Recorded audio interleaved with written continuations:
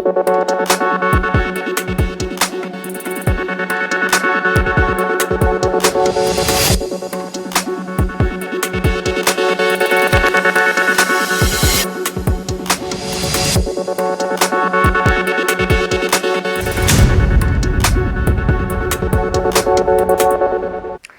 पुष्कर सिंह धामी ने नई दिल्ली में रेल भवन पहुंचकर रेल मंत्री अश्विनी वैष्णव से मुलाकात की और प्रदेश में सुदृढ़ रेल कनेक्टिविटी के संबंध में विस्तार से चर्चा की। इस मौके पर मुख्यमंत्री धामी ने रेल मंत्री से लखनऊ से देहरादून के मध्य वंदे भारत एक्सप्रेस के संचालन और पर्वतीय क्षेत्रों में रेल सेवा के विस्तार के दृष्टिगत बहुप्रतीक्षित टनकपुर बागेश्वर रेल लाइन निर्माण की यथाशीघ्र स्वीकृति प्रदान करने के लिए अनुरोध किया।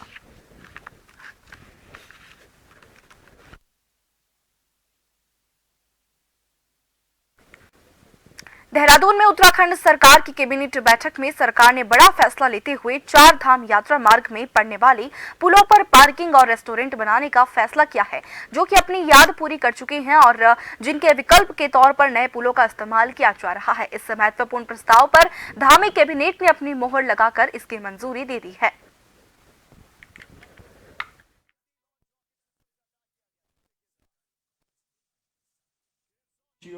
अगला मत पर्यटन विभाग का है। ये आपने देखा होगा 4 धाम यात्रा में भी और बाकी जगह भी जो पुराने पुल थे वो बहुत आगे जाके बने थे, बड़े पुल बन गए हैं, पहले बन गए हैं और पुराने पुल भी खड़े हुए हैं, तो वो एक वेस्ट जगह है। तो इसका सोचा गया कि इनको कुछ अच्छा यूज़ किया जाए। तो इन सभी अभी 3 की शुरुआत कर रहे हैं हम 4 धाम रोड पे कि उनके वे साइड अमेनिटी जहाँ टॉयलेट और एक रेस्टोरेंट और पार्किंग वगैरह इनमें बनाई जाएगी। ये 3 से शुरुआत कर रहे हैं 4 धाम यात्रा रूट पे और इसकी सफलता को देखते हुए फिर बाकी जगह भी इस चीज़ को इम्प्लीमेंट किया जाएगा। नैनीताल लोकसभा क्षेत्र के सांसद और केंद्रीय राज्य मंत्री अजय भट्ट के डीम प्रोजेक्ट में शामिल सालों पुरानी समस्या की केंद्रीय कैबिनेट की वित्तीय स्वीकृति मिलने के बाद तराई और भावर के क्षेत्रवासियों में खुशी का माहौल है। इस दौरान केंद्रीय राज्य मंत्री अजय भट्ट के लाल कुआं पहुंचने पर भाजपा कार्यकर्ता और क्षेत्रवासियों ने सांसद का आभार व्यक्त करते हुए माल्यार्पण करते हुए भव्य रूप से स्वागत समारोह आयोजित किया। 50 साल से भी ज़्यादा लंबे समय से मांग चल रही थी, लोगों की मांग थी, वो आज पूरी हुई है। इसमें बिजली बनेगी, इसमें पानी मिलेगा, इसमें सिंचाई का पानी मिलेगा और इसमें बरेली और रामपुर जिले भी इससे लाभान्वित होंगे। खबर देहरादून से है, जहां कांग्रेस प्रदेश अध्यक्ष करण माहरा ने प्रेस वार्ता करके सीबीआई की कार्यशैली पर सवाल खड़े किए हैं। उन्होंने एम्स ऋषिकेश में जांच का हवाला देते हुए कहा कि एम्स में सीबीआई पिछले 3 सालों से जांच कर रही है, लेकिन जिन मामलों में घोटाले की बू आ रही है उन पर अभी तक कोई भी कार्रवाई नहीं की गई है। मैं ये कह रहा हूँ कि एक तरफ तो जो विपक्ष के नेता हैं उनको बिना सबूतों के, बिना उसके किसी ना किसी बहाने से प्रताड़ित किया जा रहा है। दूसरी तरफ एम्स में 3 साल से जांच बैठ रही है, केवल मशीनरी की खरीद की जांच तक ये सीमित रह गए। उसमें भी जो दोषी पाए गए उनके खिलाफ अभी तक कार्रवाई नहीं, कोई अधिकारी जेल में नहीं है। और 3 साल में जो नियुक्तियां हैं जिसमें बड़े आरोप लगे कि नियुक्तियां भाई भतीजों की लग गई, अंदर जो ऑलरेडी थे या इनके रिश्तेदार थे उनकी नौकरियां लगी, और वो टॉपर्स हैं जिनका रोल नंबर दिया गया, नाम नहीं छापा गया और बाद में जब रोल नंबर चेक किए तो उनके नाम का खुलासा हुआ है। 54 साल की एक महिला की नौकरी लग जाती है, जबकि साफ साफ लिखा है कि 50 साल से ऊपर के लोग उसमें अप्लाई नहीं कर सकते। इन सारे प्रकरण पर सीबीआई मौन साध के बैठी है। 3 साल से सीबीआई ने कुछ नहीं किया। रुड़की की प्रशासनिक बैठक में उत्तराखंड किसान मोर्चा के सैकड़ों किसान पहुंचे, जहां उन्होंने अपनी मासिक बैठक में प्रदेश सरकार के जल्द से जल्द गन्ना मूल्य घोषित करने की मांग की है। उत्तराखंड किसान मोर्चा के राष्ट्रीय अध्यक्ष गुलशन रोड ने कहा कि चीनी मिल शुरू हो चुकी है, पड़ोसी राज्य उत्तर प्रदेश ने गन्ना मूल्य घोषित कर दिया है और ऐसे में किसानों की समस्याओं को देखते हुए सरकार को जल्द से जल्द गन्ना मूल्य घोषित करना चाहिए। किसानों ने चेतावनी दी कि अगर जल्द ही गन्ने का मूल्य घोषित नहीं होता तो उत्तराखंड किसान मोर्चा आंदोलन करने के लिए मजबूर होगा। किसान मोर्चे की मासिक पंचायत प्रशासनिक बंद आयोजित की गई, जिसका मुख्य एजेंडा ये था कि 2-3 दिन के अंदर चीनी मिल उत्तराखंड के चलने वाले और सरकार के द्वारा आज तक गन्ने का रेट तय नहीं किया गया। तो इसी को लेकर सरकार को चेताया और ये सरकार को उत्तराखंड किसान मोर्चा चेतावनी देना चाहता है कि तत्काल गन्ने का जो रेट है वो सरकार तय कर दे, क्योंकि 2-3 दिन के बाद जब चीनी मिल चलेंगे तो अभी तक किसान को और चीनी मिलों को ये पता नहीं गन्ने का रेट क्या है। एक महापंचायत रुड़की में की थी, फिर जो है उत्तराखंड किसान मोर्चा एक बड़ी महापंचायत करने के लिए बाध्य होगा। क्या मांग की गई सरकार से अध्यक्ष जी? 600 रुपये प्रति कुंटल की मांग वो 4 सितंबर की पंचायत में भी थी, और आज भी राष्ट्रीय अध्यक्ष ने बताया कि भाई जो जिले में आपदा आई है, आपदा को देखते हुए जो किसान का भारी नुकसान हुआ है इस जिले में, 600 रुपये प्रति कुंटल गन्ने का भाव होना चाहिए। जोशीमठ ब्लॉक के अंतर्गत आने वाले चाई गांव तक कही जाने वाली मुख्य सड़क कई जगह पर इतनी खतरनाक है कि कभी भी कोई बड़ा हादसा हो सकता है। वहीं सुबह एक कार सड़क की खराबी के चलते सड़क से तकरीबन कुछ दूरी पर जाकर पलट गई। बताया जा रहा है कि कार में 2 लोग सवार थे। हालांकि दोनों लोगों को स्थानीय ग्रामीणों की मदद से स्वास्थ्य सामुदायिक केंद्र जोशीमठ तक पहुंचाया गया, जहां पर उनका उपचार चल रहा है। बता दें, चाई गांव के स्थानीय ग्रामीणों ने प्रशासन पर लापरवाही के गंभीर आरोप भी लगाए हैं।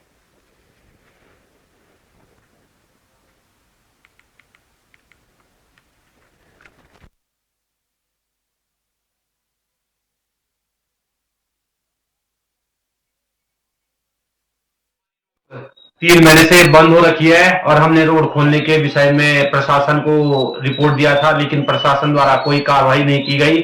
आज सुबह 8 बजे यहाँ पर एक बड़ी घटना होने से बच गया है, जिसमें 2 अध्यापक सवार थे और गाड़ी बैंड से नीचे खाई में गिरी है और दोनों को गंभीर चोट लगी हुई है। और उन्हें न पुलिस प्रशासन, न SDRF, न तहसीलदार, न SDM कोई भी यहाँ पे मौके पे नहीं पहुंचा। गांव वालों ने खुद रेस्क्यू करके अध्यापकों को जोशीमठ चिकित्सालय भेजा है। हरिद्वार जिले में कृषि विभाग के द्वारा कृषि रबी फसल महोत्सव की शुरुआत हुई। इस दौरान किसानों को फसलों की जानकारी देने के लिए 8 रथ रवाना किए गए। हरिद्वार के सांसद रमेश पोखरियाल निशंक ने इन रथों को रवाना किया। ये प्रचार गाड़ियां जिले की 46 न्याय पंचायतों में जाकर किसानों को योजनाओं की जानकारी देगी। सरकार की उपलब्धियां बताते हुए निशंक ने कहा कि हरिद्वार जिले में 1,46,000 किसानों के खातों में लगातार किसान सम्मान निधि की राशि पहुंचाई जा रही है, जिससे किसान सशक्त बन रहे हैं। हमें किसानों के लिए काम करके कृषि के क्षेत्र में जिले को नंबर 1 बनाना है। कृषि रबी महोत्सव आज शुरू हुआ है और आज 8 विकास रथों को हरी झंडी दी गई है और वो इस जिले के 46 न्याय पंचायतों में जाएंगे, जहां केंद्र पोषित योजनाएं, राज्य पोषित योजनाएं, इन सब के बारे में लोगों को बताएंगे। मुझे इस बात की खुशी है कि ये जो ज़िला है वो कृषि के क्षेत्र में न केवल प्रदेश में बल्कि कई चीज़ों में देश में नंबर 1 आया है। हल्द्वानी के ब्लॉक सभागार में कृषक महोत्सव रबी का शुभारंभ किया गया। यहां पहुंचे कैबिनेट मंत्री रेखा आर्य ने कार्यक्रम का शुभारंभ किया और इसके साथ ही हर न्याय पंचायत पर किसानों को सरकार के द्वारा चलाई जा रही योजनाओं की जानकारी देने के लिए वाहनों को झंडी दिखाकर रवाना किया गया।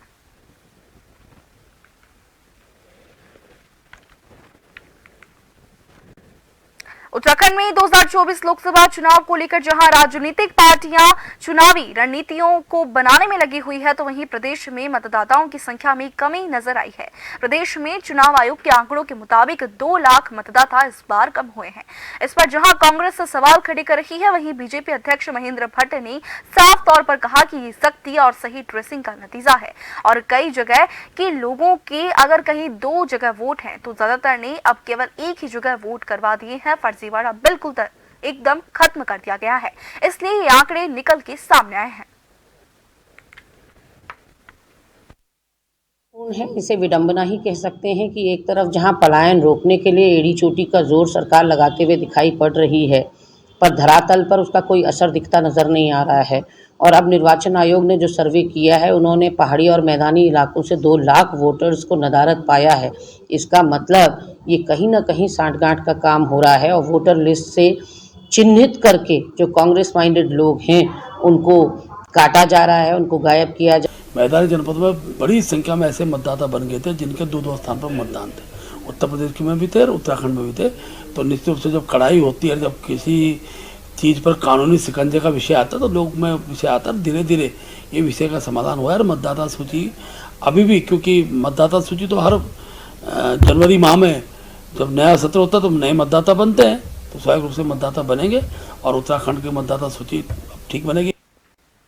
हल्द्वानी में नगर निगम के बेणी सीना के नवाचारी कदम पर देश में दूसरा स्थान मिला है और इस मौके पर नगर निगम के सभी पार्षदों ने मेयर डॉक्टर जोगिंद्र पाल सिंह रौतेला और नगर आयुक्त पंकज उपाध्याय का फूल मालाओं से स्वागत किया। इस दौरान मेयर डॉक्टर जोगिंद्र पाल सिंह रौतेला ने बताया कि स्वच्छता और कूड़ा कलेक्शन में बेणी सीना ने अग्रणी भूमिका निभाई है। यही वजह है कि बेणी सीना के मॉडल को दूसरे नगर निगम भी अपना रहे हैं। मेयर और नगर आयुक्त ने इस उपलब्धि का श्रेय नगर निगम की जनता, पार्षद और पूरी टीम को दिया है। के अंदर और निगम के अंदर एक विश्वास जगाते हैं और प्रेरणा देते हैं। यह पुरस्कार सभी को प्रेरित करता है कि हमें स्वच्छता के मानकों को और बढ़ाने की आवश्यकता है और स्वच्छ होने की आवश्यकता है। मैं सभी सम्मानित पार्षदगण, नगर आयुक्त, सभी अधिकारी कर्मचारी बंधु, पर्यावरण मित्र और हमारी मातृशक्ति जो कि बेणी सेना है, उनका भी मैं धन्यवाद करता हूं। शहर की सम्मानित जनता का भी धन्यवाद करता हूं और सबसे अपील करता हूं कि स्वच्छता ईश्वर के सबसे नज़दीक है।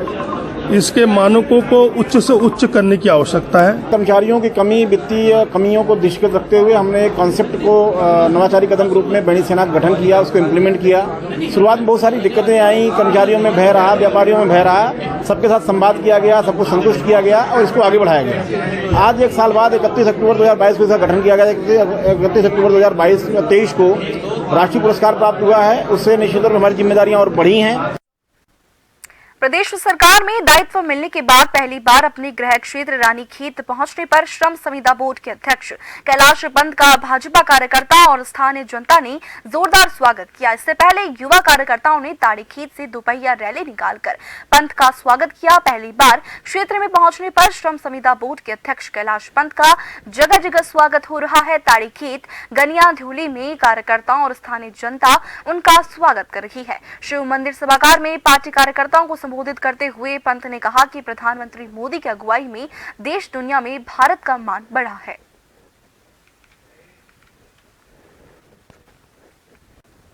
और इसी बीच वक्त एक छोटे से ब्रेक का।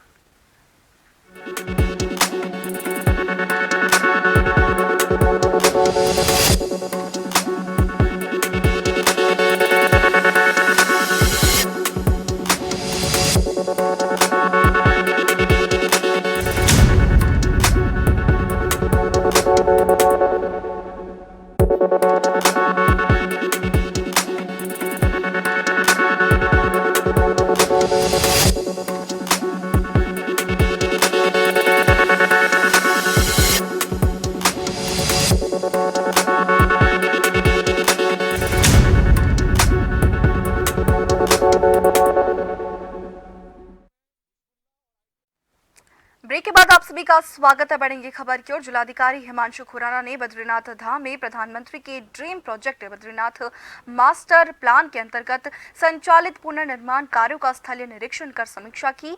जिलाधिकारी ने कहा कि बद्रीनाथ का पुनर्निर्माण और सौंदर्यीकरण प्रधानमंत्री की महत्वाकांक्षी योजनाओं में शामिल है। श्रद्धालुओं की सुविधा के दृष्टिगत बद्रीनाथ में रात दिन कार्य प्रगति पर है। तीर्थ यात्रियों को आने वाले समय में और बेहतर सुविधाएं मिलेंगी। उन्होंने निर्माणदायी संस्थाओं को निर्माण कार्यों की गुणवत्ता का विशेष ध्यान रखते हुए समय पर सभी कार्य पूर्ण करने के निर्देश दिए। उन्होंने कहा कि लूप रोड पर कोबल स्टोन बिछाने का कार्य तेजी से पूरा किया जाए। इस दौरान जिलाधिकारी ने बद्रीनाथ महायोजना के अंतर्गत संचालित river front development, civic immunity centre, ISBT lake front, arrival plaza और हॉस्पिटल एक्सटेंशन कार्यों का निरीक्षण करते हुए जरूरी निर्देश दिए।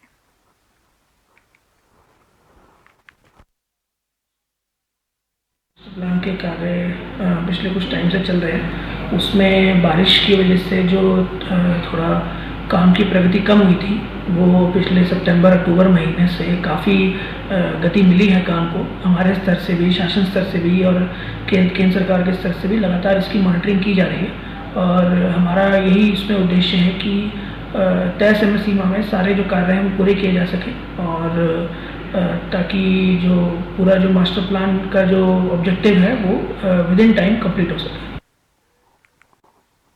उधम सिंह नगर की किच्छा विधानसभा क्षेत्र के नगला लालपुर मार्ग पर चल रहे सड़क मरम्मत कार्य पर स्थानीय लोगों और जनप्रतिनिधियों ने पीडब्ल्यूडी के अधिकारियों के खिलाफ नारेबाजी की। आपको बता दें कि प्रदर्शन भाजपा नेता दीपक मिश्रा के नेतृत्व में किया गया। इस दौरान भाजपा नेता दीपक मिश्रा ने पीडब्ल्यूडी विभाग की कार्यप्रणाली पर सवाल खड़े करते हुए कहा कि सरकार को कई बार पत्र लिखने के बाद लालपुरा नगला की मरम्मत का काम शुरू हुआ, लेकिन ठेकेदार अपने मनमाने ढंग से काम कर रहा है। देखा इधर आके कनकपुर से और जो राघवनगर तक पैचिंग का काम किया जा रहा है, तो उसमें गड्ढे ना होने के बावजूद भी 100-100 मीटर 200 मीटर 500 मीटर की रोडें बना दी गई हैं और वहाँ पे बिल्कुल धूल का गुब्बार है और बड़े बड़े गड्ढे होने के बाद भी उधर से काम नहीं किया गया। तो इसीलिए हमने जो है देखा कि ये बार बार हमने शिकायत की, जेई से बोला, एई से बोला, उसके बाद भी कोई इनके द्वारा कोई कार्रवाई नहीं की गई। इसके लिए हमें आज यहाँ पे सांकेतिक धरना प्रदर्शन किया गया। रामनगर में लगातार घट रही चोरी की घटनाओं से जहां अब लोग दहशत में हैं और अब एक और ऐसा ही मामला सामने आया है, जहां बीती रात अज्ञात चोरों ने लखनपुर सब्जी मंडी के पास स्थित एक स्टोर के अज्ञात चोरों ने ताले तोड़ डाले और दुकान से करीब 1 लाख की नकदी और हजारों रुपए का सामान पार कर लिया। घटना की जानकारी सुबह आसपास के लोगों ने दुकान मालिक को दी। वहीं घटना की जानकारी मिलने पर पुलिस मौके पर पहुंची और जांच में जुट गई है। पे पहुंचा, घर से नंगे पैर भाग के आया फटाफट और दुकान का ये खोला तो मुझे लगा अंदर तक सारा सामान टूटा पड़ा। देखते ही मैंने अपने साथी से बोला कि इसकी वीडियो बनाए, तो वीडियो देखते देखते अंदर गले तक गए। गले का मैं कैश रखा होता, दिवाली है, कल शुक्रवार है, कल मुझे पेमेंट माल मंगाना होता दिल्ली से दिवाली के लिए। तो मैंने 1,45,000 रुपये या 35,000 रुपये इकट्ठा करके रखे थे, उधर से लिमिट से निकाले थे, उधर से करके वहाँ रखे हुए थे। वो पूरा खाली कर चुका है। नीचे वो 500-700 रुपये नीचे तक फेंक के गया है, उससे जितने उठाए गए भाग गया और कुछ सामान पड़ा हुआ था वो सामान भी उठा के लेके गया है। प्रवर समिति की बैठक शुरू हुई है। बता दें कि विधानसभा में ये चौथी बैठक आयोजित की जा रही है। प्रवर समिति के अध्यक्ष डॉक्टर प्रेमचंद अग्रवाल की अध्यक्षता में बैठक आयोजित की जा रही है। बता दें विधायक मुन्ना सिंह चौहान, उमेश शर्मा के साथ उपनेता प्रतिपक्ष भुवन कापड़ी भी इस बैठक में मौजूद हैं।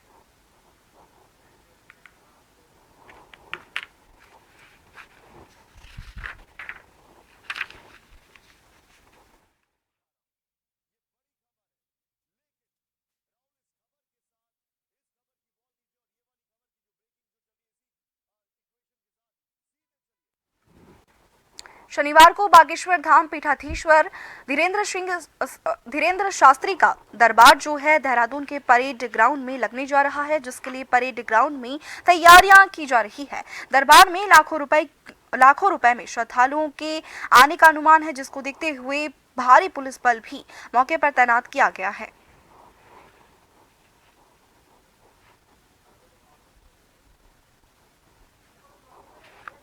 प्रोग्राम के लिए चूँकि परेड ग्राउंड में ये फाइनल हुआ है और यहाँ पर जो उम्मीद है कि 20 से 25 हज़ार लोग आ सकते हैं।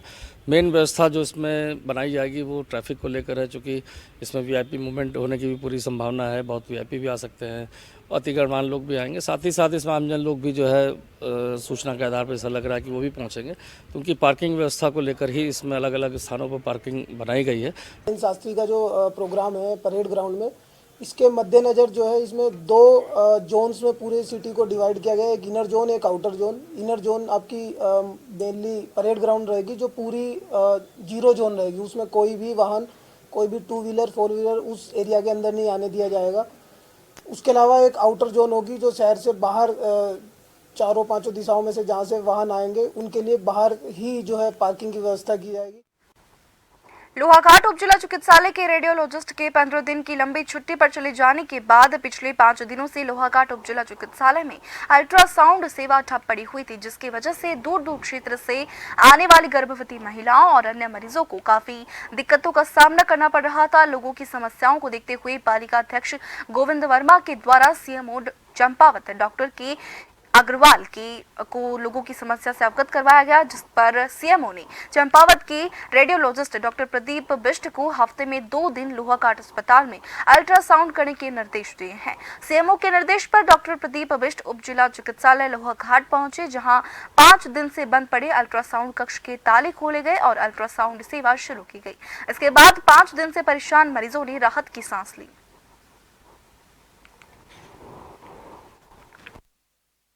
हमारे और वहाँ पे रेगुलरली जो है अल्ट्रासाउंड हो रहे हैं, तो मरीजों को पता रहता है कि वहाँ पे रोज ही अल्ट्रासाउंड होते हैं। जैसे यहाँ पे अल्टरनेट डे पे होता है, लेकिन वहाँ पे हमारा जो है रोज होता है, तो मरीज वहाँ पे उम्मीद से आता है काफ़ी ज़्यादा। अभी में भी जैसे हमारे हम अलग अलग टाइप के अल्ट्रासाउंड रहते हैं, गले के रहते हैं, ब्रेस्ट के रहते हैं और स्टॉटम वगैरह के रहते हैं, तो उनके लिए हम टाइम वगैरह देते हैं, क्योंकि रेगुलर पेशेंट्स के साथ में कर पाना थोड़ा सा मुश्किल हो जाता है। तो वो पेशेंट्स को टाइम देने के बाद में उनको जो बुलाया रहता है उनको भी दिक्कत रहती है। तो अभी में ऐसा हो रहा है कि वहीं मतलब चंपावत के जो जिला चिकित्सालय के मरीज भी जो है हमारे, वो यहाँ पे आके दिखा रहे हैं अपने को। तो एक अनसर्टेनिटी के माहौल के अंदर में थोड़ा दिक्कत तो हो ही जाती है। वहाँ का मरीज भी परेशान होता है, यहाँ का मरीज भी परेशान रहता है। और आखिर में नजर डालेंगे हेडलाइंस की ओर। मुख्यमंत्री धामी ने की केंद्रीय रेल मंत्री अश्विनी वैष्णव से भेंट, सुदृढ़ रेल कनेक्टिविटी को लेकर की चर्चा। पर्वतीय क्षेत्रों में रेल सेवा के विस्तार का किया अनुरोध।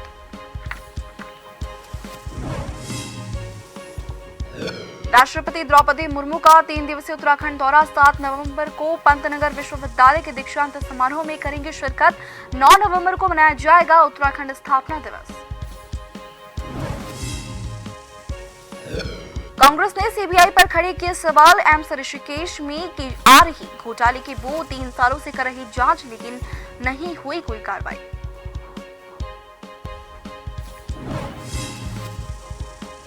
उत्तराखंड में 2 लाख मतदाता हुए कम, प्रदेश में चुनाव आयोग के आंकड़े जारी। कांग्रेस ने खड़े किए सवाल, वहीं बीजेपी ने कहा सही ट्रेसिंग का नतीजा।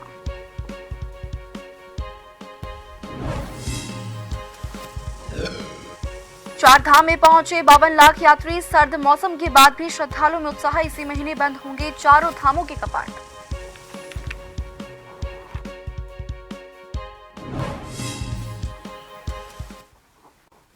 और इसी के साथ बुलेटिन में फिलहाल के लिए इतना ही। बने रहिए जॉन टीवी के साथ। नमस्कार।